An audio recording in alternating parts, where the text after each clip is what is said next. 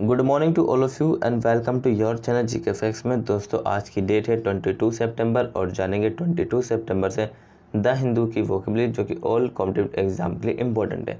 दोस्तों ये वीडियो आपको डेली 8 o'clock पर मिलेगा। इस वीडियो का पीडीएफ का लिंक वो मैंने आपको डिस्क्रिप्शन बॉक्स में दे दिया, वहाँ से आप लोग डाउनलोड कर सकते हैं। और जो न्यू स्टूडेंट्स हो जीके फैक्ट्स की फैमिली को सब्सक्राइब एंड शेयर करना ना भूलें। क्लास को स्टार्ट करते हैं। सबसे पहले फर्स्ट वोकैब ऑफ टुडे। आज की हमारी फर्स्ट वोकैब क्या है? आज की हमारी फर्स्ट वोकैब है पॉलीमैथ। क्या है? Polymath. Parts of speech noun है, वही मीनिंग क्या है? बहुश्रुत। बहुश्रुत क्लियर देख लें आप, क्लियर मीनिंग क्या है इसका? A person of wide knowledge और लर्निंग, मतलब कि व्यापक ज्ञान या विद्या या व्यक्ति। व्यापक का मतलब है विस्तृत, किसी को बहुत ही बड़ा ज़्यादा ज्ञान या विद्या का व्यक्ति। क्लियर, इंपॉर्टेंट है ये बात आपने ध्यान रखनी। देखिए ईज ये बहुत ही ज़्यादा। Polymath parts of speech noun meaning बहुश्रुत एंड मीनिंग है अ पर्सन वो वाइड नॉलेज और लर्निंग, मतलब कि किसी के पास जो है हद से ज़्यादा ज्ञान हो। ठीक है, वहीं इसके सिनोनिम चेक करें तो ये रहे इसके सिनोनिम इंटेलेक्चुअल। क्या है? इंटेलेक्चुअल का मीनिंग होता है बौद्धिक। जीनियस का मतलब होता है प्रतिभाशाली। ठीक है, प्रतिभाशाली। एंटोनिम चेक करें तो ये रहा इसका एंटोनिम, इंपॉर्टेंट है आप सभी के एग्जाम के लिए। फूल का मतलब मूर्ख होता है, जो कुछ मूर्ख व्यक्ति होते हैं। ठीक है, साथ ही इलिटरेट का मतलब होता है निरक्षर, मतलब कि अनपढ़। ठीक है, अनपढ़ होता है इसका मीनिंग निरक्षर, ये भी आपने ध्यान रखना, मतलब कि अनएजुकेटेड। ठीक है, सो हम यहाँ से एक शब्द बोल सकते हैं, तो अनएजुकेटेड बोल सकते हैं, अनपढ़ और ये निरक्षर। क्लियर, ये बात आपने ध्यान रखनी है। वहीं इसका एग्जाम्पल चेक करें तो एग्जाम्पल देख लीजिए। His CV reads something like a master class in being a polymath. He was an accomplished musician and designer. So उनका CV, मतलब CV का मतलब था आपको पता होगा, जो कि करिकुलम वाइटल। ठीक है, करिकुलम वाइटल। CV पॉलीमैथ होने में एक मास्टर क्लास की तरह कुछ पढ़ता है। वे एक कुशल संगीतकार और डिजाइनर है। सो कहता है His CV read something like a master class in being a polymath. So master class के बारे में वो कुछ बताता, but he was an accomplished musician and beginner. वे कुशल संगीतकार और डिज़ाइनर थे। कौन थे? कुशल संगीतकार और डिज़ाइनर। सो क्लियर है, इंपॉर्टेंट है, आप सभी के बात ध्यान रखनी है कि ये जो मैं आपको क्लास कराता हूँ, जितनी क्लास कराते हैं आपको, वो सभी ऑल कॉम्पिटिटिव एग्जाम के लिए इंपॉर्टेंट है। और दोस्तों साथ ही जिस किसी ने भी 5 बजे वाला करंट अफेयर की क्लास नहीं देखी, उसको देख लीजिए, आप सभी के एग्जाम पॉइंट से इंपॉर्टेंट है। दोस्तों ये बात मेरे ध्यान रखना, क्योंकि जो एग्ज़ाम होते हैं वो उसमें डिमांड करते हैं इन सब चीज़ की। करंट अफेयर हो गई और ये क्या 8 बजे वाली वोकेब हो गई, और इंग्लिश आनी तो आपको ज़रूरी है। ठीक है, अपने आप को इतना बनाए कि आपको कुछ परसेंट तो इंग्लिश आनी चाहिए। ठीक है, ऐसा नहीं कि हमें बिल्कुल नहीं आती। ठीक है, और साथ ही 2 बजे वाला और 8 बजे वाला, ये मोस्ट इम्पॉर्टेंट है। ये आपके जो है ना, मतलब कि किसी देश, कोई देश कैसे मतलब कि रिएक्शन कर रहा है, क्या कर रहा है, और साथ ही कोई, ठीक है, और ये जो है आपके इंटरव्यू से लेके किसी एग्ज़ाम को क्रैक करने के लिए तक के हैं। ठीक है, एग्ज़ाम को, ठीक है, इसको हम पूरा एनालाइज करते हैं आप सभी के लिए, ताकि आपको जो है पूरी तरीके से समझ में आ जाए। ये बातें आपने ध्यान रखनी है। चारों वीडियो डेली डालते हैं। ठीक है, मुश्किल से 45 मिनट चारों वीडियो के लिए होते हैं, बस मुश्किल से 45 मिनट में आपको इतना कुछ मिल रहा है। 45 मिनट हम लगाते, 45 मिनट आप लगाइए। ठीक है, तो उसमें जो है आपका जो है कल्याण हो जाएगा, याद रखने ये बात। वहीं अब चेक करें नेक्स्ट, ये था हमारा वैक्सीलेट। क्या है? वैक्सीलेट। वैक्सीलेट का मीनिंग होता है पार्ट्स ऑफ स्पीच देखें तो वर्ब, और ये संदेह करना। संदेह का मतलब क्या होता है? शक, याद रखना। वेवर बिटवीन डिफरेंट ओपिनियंस और एक्शंस, मतलब कि अलग राय या कार्यों के बीच क्या? छूट। अलग राय या कार्यों के बीच छूट। सो के लिए ये बात ध्यान रखना। मान लीजिए 2 व्यक्ति जो है बात कर रहे हैं और थर्ड व्यक्ति को जो है नेक्स्ट संदेह कर रहा है, वो किसी दोनों पे ही कर रहा है मान लीजिए, सो उसका शक है कि आखिर क्या बात है। सो उसकी उन दोनों से डिफरेंट राय, मतलब कि ओपिनियंस हो गए। क्लियर। सिनोनिम चेक करें तो ये रहे इसके सिनोनिम। टेम्पराइज का मतलब अस्थायी करना होता है, वही हेजिटेट का मतलब झिझकना होता है, और ओसिलेट का मतलब होता है ढोलना। क्लियर। एंटोनिम ये रहा आपका रिजोल्यूट। क्या है? रिजोल्यूट का मतलब होता है दृढ़, कठोर। ये बात ध्यान रखना, जो दृढ़ संकल्प लेते हैं कि आई हैव टू डू, ठीक है, उसको कुछ करना है, सो इसका मतलब करना है। एग्जाम्पल चेक करें तो ये रहा इसका example. You might vacillate between ordering pizza and burger as both are tasty. आप पिज़्ज़ा और बर्गर ऑर्डर करने में हिचकिचा सकते हैं क्योंकि दोनों टेस्टी हैं। ठीक है, सो उसकी राय अब एक के प्रति डिफरेंट बनेगी, लेकिन वो कह रहा है यहाँ पे दोनों तो टेस्टी है, अब उसको कुछ ना कुछ तो ऑर्डर करना पड़ेगा। क्लियर, ये बात आपने ध्यान रखनी है। वहीं नेक्स्ट चेक कर से ये रहा, नेक्स्ट है हमारा मोल्डर।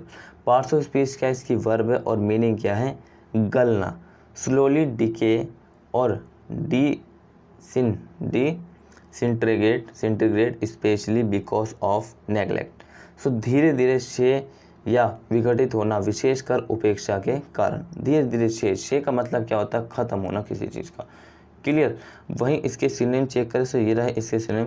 डीके का मतलब होता है क्षय और डिकम्पोज का मतलब होता है विघटित। क्लियर, ये रहे आपके एंटोनिम, देख लीजिए।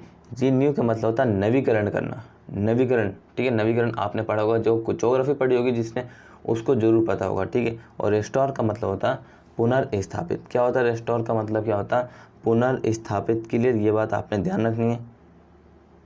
वहीं चेक करें इसके sentence. So if you store your books in the damp basement of your uncle's house they are sure to moulder. So यदि आप अपनी पुस्तकों को अपने चाचा के घर के नम तहखाने में रख दें तो वे निश्चित रूप से ढल जाएंगे।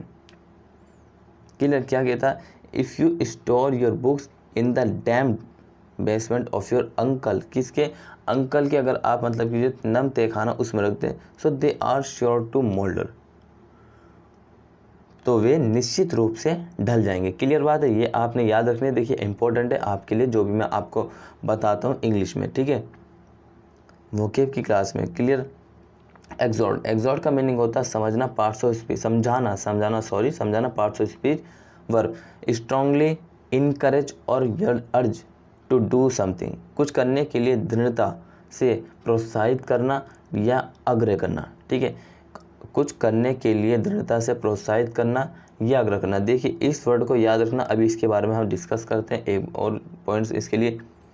सिनोनिम चेक करें तो इसके ये रहे, इसके सिनोनिम एंजॉइन का मतलब आज्ञा देना, एड्योर का मतलब होता है, एड्योर का मतलब क्या होता है, मनाना, किसी व्यक्ति को मनाना।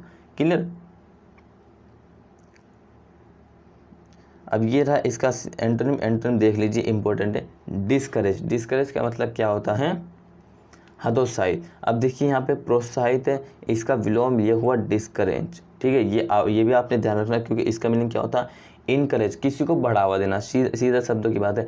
डिस्करेज का मतलब होता है किसी का मान घटाना, मतलब कि उसका मतलब कि दिल तोड़ देना, कह सकते हैं कि उसका कम करना। किसी कोई कार्य वो मान लीजिए करने के लिए जा रहा है और आपने मना कर दिया, तो उसको क्या करा आपने, जो है उसको नीच कर दिया है। ठीक है, ये बात ध्यान रखें, जिससे कि उसकी मतलब कॉन्फिडेंस जो है कमी आ गई। क्लियर,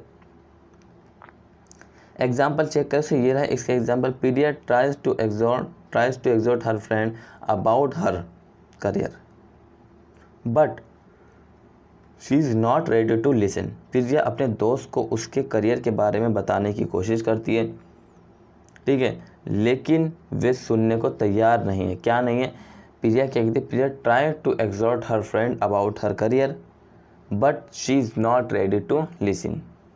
क्लियर है, ये बात आपने ध्यान रखनी है। नेक्स्ट चेक कर से ये रहा नेक्स्ट, डेथ। डेथ का मतलब क्या होता है, अकाल, अकाल, अ सीक्रेट स्कैरसिटी और लैक ऑफ समथिंग, मतलब किसी चीज़ की कमी या कमी।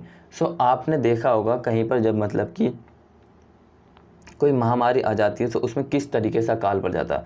कहीं कहीं तो ऐसा होता है जहाँ पे जो है कुछ वस्तुएं नहीं मिलती। फॉर एग्जांपल आपने देखा होगा कि जब कोरोना आया था, ठीक है, जब मतलब कि भारत में लॉकडाउन लगा था, संपूर्ण लॉकडाउन, सो उस वक्त जो है किस पे, मार्केट पे बैन लगा दिया गया था। मार्केट कहाँ, ये बाज़ार जहाँ पे सब्जी मिलती है वहाँ पर। सो आ रहे थे, ऐसी बात नहीं है, लेकिन इस जगह तो अकाल पड़ गया था। ये बात आपने ध्यान रखनी है। तो अकाल जैसे, ठीक है, ये बात इतना ध्यान रखिए, इससे क्लियर। वहीं इसके सिनोनिम चेक करें तो ये रहे इसके सिनोनिम, मिग्रेनेस। क्या है, मिग्रेनेस। क्लियर, अल्पता, और स्केंटिनेस, अल्पता, दोनों के सेम मीनिंग है, ये बात आपने ध्यान रखनी है। वहीं इसका एंटोनिम चेक करें तो एबेंडेंस। क्या है, एबेंडेंस का मतलब प्रचुरता। प्रचुरता का मतलब होता है पूरी तरह से। क्लियर बात है। और ये रहा आपका example, a depth of nutrition a death of nutritious food is serious problems. So पौष्टिक भोजन की कमी एक गंभीर समस्या है। ये किसके लिए? ये ज़्यादातर है चाइल्डों के लिए। पौष्टिक भोजन की कमी एक उनके लिए सीरियस प्रॉब्लम है। क्लियर है? So death of nutrition food is a serious problem. So आपने ये बात ध्यान रखनी है कि जो कि मैंने आपको बताई इंपॉर्टेंट है। वहीं दोस्तों आज की क्लास आपकी यहीं ख़त्म होती है। अगर आपको क्लास अच्छी लगी तो please subscribe, like and share करना ना भूलें। साथ में कमेंट बॉक्स में कमेंट करके बताएं यदि आपने कुछ आज नया सीखा जो कि मैंने आपको बताया है। आप सभी एग्जाम पढ़ रहे हो, वेरी इंपॉर्टेंट है। तो till then take care, all the best, have a nice day. मिलते हैं नेक्स्ट क्लास में जल्दी।